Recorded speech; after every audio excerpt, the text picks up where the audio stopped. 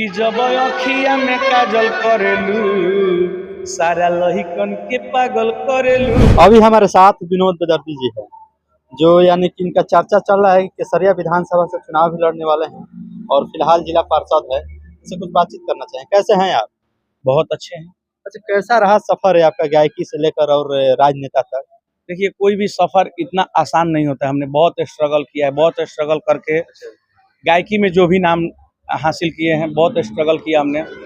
उसके बाद में राजनीतिक में जो भी नाम हमने हासिल किया है, उसके लिए हमने बहुत कठिन परिश्रम किया है, तब जा करके यहाँ तक मैंने छोटा सा पद मिला है हमको।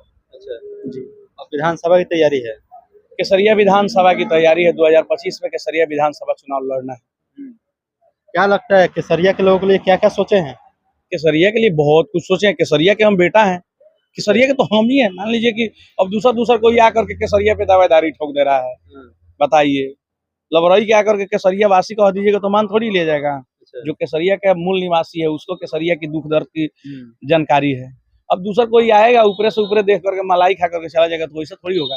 अब की बार जो भी आएगा उसको हराया जाएगा। अच्छा, क्या लगता है अगर आपको विधायक का टिकट मिलता है तो अगर आप विधायक बन जाते हैं तो केसरिया के लिए क्या क्या करिएगा आप? केसरिया तो सबसे पहले तो केसरिया का सबसे बड़ा मुद्दा होता है कि केसरिया दुनिया के सबसे माने बौद्ध स्तूप, जो दुनिया के सबसे ऊंचा बौद्ध स्तूप केसरिया में है, और उसके नाम पे हर हमेशा चुनाव होता है। और हर हमेशा जो भी जीतता है केसरिया को ठगने का काम करता है।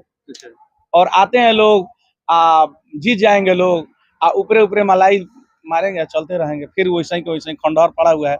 हमारे आने के उपरांत वो समस्या खत्म हो जाएगा।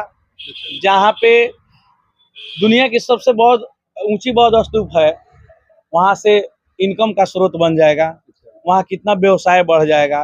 दुनिया का सबसे ऊंचा मंदिर बन रहा है हमारे कैथोलिया में, बगल में ही है।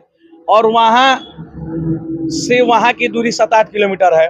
जब पर्यटक यहाँ आएंगे तो वहाँ भी आएंगे, तो हमारा उस तरह का रहेगा तब ना आएंगे। तो बहुत सारे मुद्दे हैं, उस पर काम करना है और बहुत सारे कार्य को पूरा करना है, और उसके लिए हम लोग कार्यरत हैं। क्या लगता है विधायक बनने के बाद में गायकी जारी रहेगा या छोड़ दीजिए? वो तो मेरा वजूद है, कलाकारी मेरा वजूद है। आज हम जो कुछ भी है तो कलाकारी से हैं, तो कलाकारी कैसे छोड़ देंगे? कलाकारी से आपको पहचान मिला है, तो हम चाहेंगे कोई एक दो गाना जो हो, जो दर्शक के लिए कुछ हो जाए। हम तो बहुत सारे गाने गाए हैं। एक हम गाना गाए हैं, एक लव सॉन्ग गाए हैं कि जब अखिया में काजल करेलू सारा लहिकन के पागल करेलू, और सभे तोहरे दीवाना बा, पीछे पड़ल पुलिस थाना बा, तू नजरिए से दागल करेलू सारा लहिकन के पागल करेलू। चलिए, बहुत बहुत दिल से धन्यवाद। फिर आप लोगों से मुलाकात होगी।